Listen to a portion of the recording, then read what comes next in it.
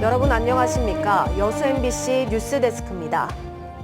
광양 섬진강 유역에서 채취되고 있는 제첩은 전통 어업 방식의 명맥을 그대로 유지하고 있습니다.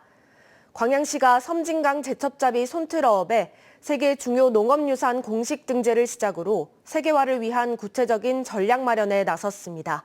김주희 기자가 보도합니다.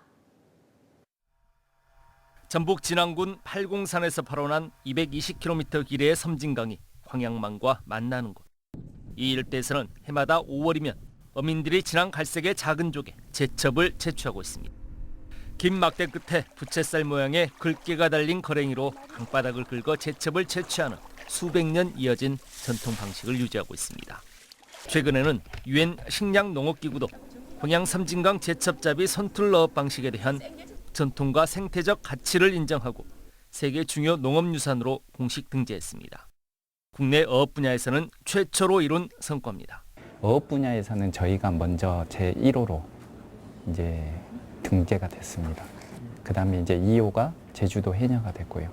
그래서 국내 최초로는 1호로는 섬진강 제첩이 세계 농업유산으로 등재가 됐습니다. 광양시는 이제 섬진강 제첩잡이 손틀어업 방식에 대한 세계 중요 농업유산 등재를 시작점으로 K문화 콘텐츠로 글로벌 상품화하기 위해 후속 전략 마련에 작수했습니다. 가장 먼저 유통 가공 시설부터 새롭게 대폭 개선하기로 했습니다. 현재 광양 섬진강 제첩은 어민들이 가내 수공업 방식으로 생산하고 있는데 현대화를 통해 유통망을 키워나갈 계획입니다. 섬진강 제첩잡이 손틀어업의 전통과 생태적 가치를 알리기 위해 홍보관을 새롭게 조성하고 워크샵, 토론회 등도 개최할 방침입니다. 이와 함께 중장기 발전 전략 수립 용역도 추진합니다. 용역에는 섬진강 제첩의 자원량 조사와 인프라 강화 방안, 브랜드 마케팅 전략 방안 등이 폭넓게 담겨지게 될 것으로 보입니다.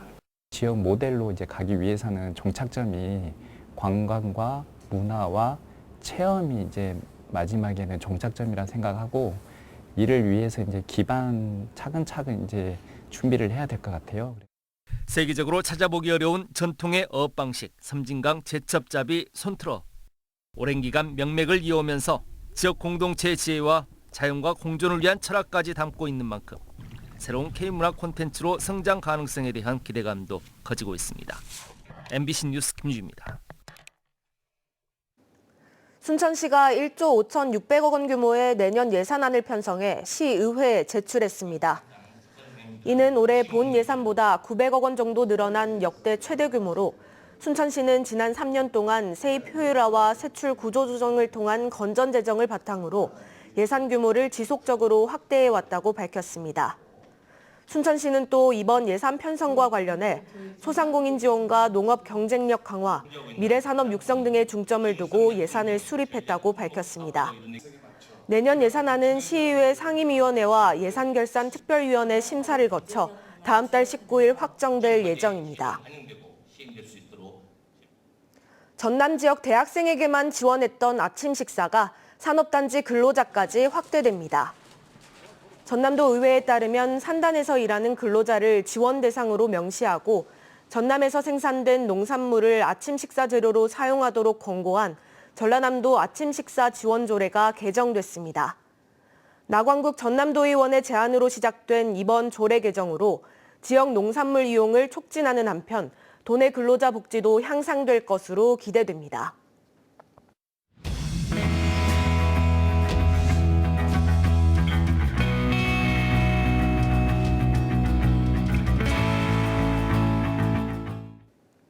거문도를 오가는 유일한 뱃길이 끊길 위기에 놓였다는 소식 최근 전해드렸습니다.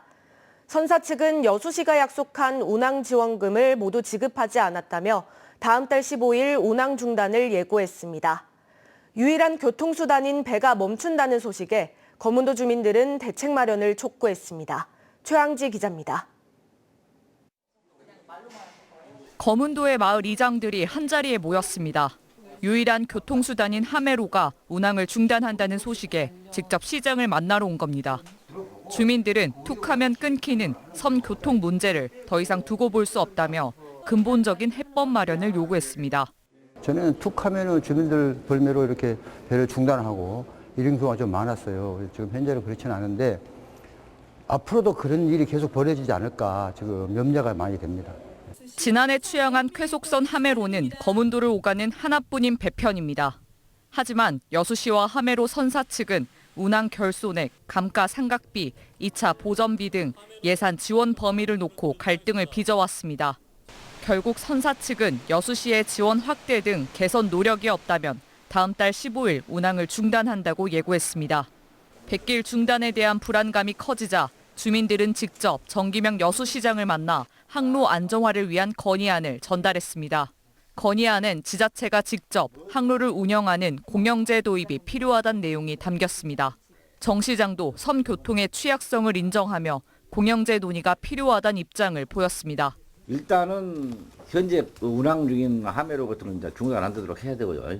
그러면서 이거 숨을 좀 골라가지고 공영제는 한번 공영제 도입을 한번 검토해 봅시다 이것은 이번에는. 이러는 사이 여수시와 선사 측의 갈등은 법적 분쟁으로 번지고 있습니다. 선사 측은 여수시의 지원금은 당초 협약을 무시한 것이라며 약정금 지급 청구 소송을 진행할 예정이라고 밝혔습니다. 이에 대해 여수시도 법적 대응을 준비하는 한편 선사 측의 운항 중단에 대비해 대체선 투입을 준비하고 있습니다. MBC 뉴스 최양지입니다. 전국의 학교 비정규직 노동자들이 임금과 복지 등의 차별 해소를 요구하며 파업에 나섰습니다. 오늘 하루 전남에서도 노동자들이 파업에 동참하면서 학교 현장 곳곳에서 공백이 발생해 대응책이 마련됐습니다. 안준호 기자가 취재했습니다. 점심시간을 앞둔 목포의 한 초등학교. 차례로 손을 씻은 학생들이 급식실이 아닌 교실 책상 위에 앉습니다.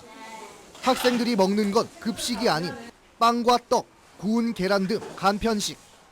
전남의 학교 비정규직 노동자 1,300여 명이 파업하면서 급식실 운영이 하루 중단된 겁니다. 이 학교의 급식 종사자 인원은 13명, 그중 정규직을 제외한 10명의 인원이 이번 파업에 참여했습니다. 전국 학교 비정규직 연대회의 소속 노동자들은 국회 앞에서 총파업 대회를 열고 저임금 구조와 복지제도의 개선을 요구했습니다. 이번 파업의 영향으로 전남의 803개 급식 운영 학교 중 223교 28%의 학교가 간편식 등 대체 급식을 했습니다. 초등 돌봄 교실도 전체의 10.7%가 파업하며 전남교육청은 내부 인력을 활용해 돌봄 기능을 유지하도록 했습니다.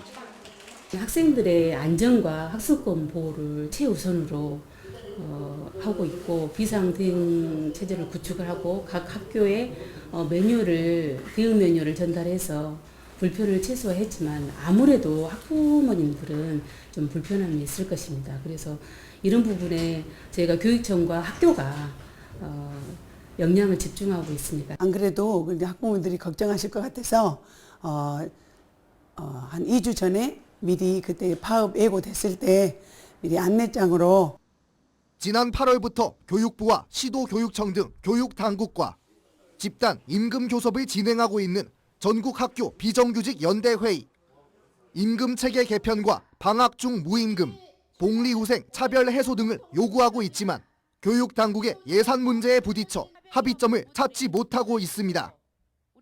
최소한의 내년도 물가 인상률보다는 더 따라가지 못하는 인상률을 가지고 있거든요. 그래서 이제는 좀 국회와 교육당국이 이 문제를 직접 노동자들에게 맡기지 않고 스스로 예산 배정과 문제 해결을 위한 노력이 조금 강구가 되어야 될 시기라고 생각하고요.